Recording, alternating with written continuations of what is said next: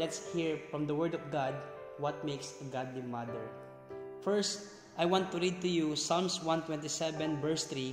The Word of God said, "Lo, children are an heritage of the Lord, and the fruit of the womb is His reward."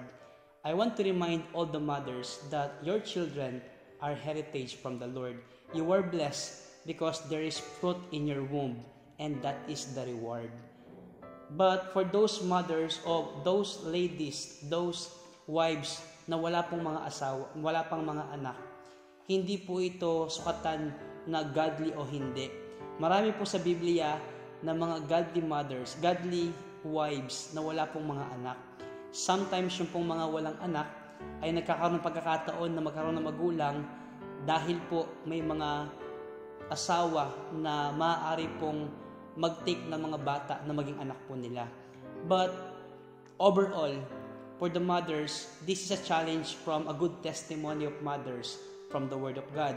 Let's hear from 2 Timothy chapter 1 verse 5. The Bible says, "When I call to remembrance the unfeigned faith that is in thee, which dwelt first in thy grandmother Lois and thy mother Eunice, and I am persuaded that in thee also." Si Pablo ay alam niya ang testimony ng grandmother, ng mother after Timothy, because their faith dwelt through generations. Number 1, the testimony of faith. Paul said, "When I call to remembrance," naalala niya. Number 2, the truthfulness of faith. Sabi ni Pablo, "The unfeigned faith that is in thee," makatotohan ng pananampalatayang nasa iyo. Number 3, the transfer of faith. Sabi ni Paul, "Which dwelt first in thy grandmother Lois and thy mother Eunice," mula sa lola, sa nanay, hanggang kay Timothy dumaloy.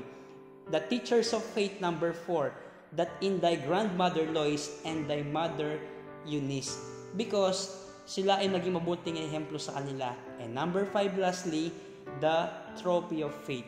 Di ba blessing po, ikaw na lola at anak, meron kang magiging anak na lingkod ng Diyos. What makes a godly mother? Surely, nasa Kanya ang Panginoong Jesucristo.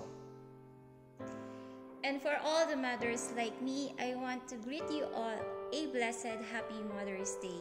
To God be the glory.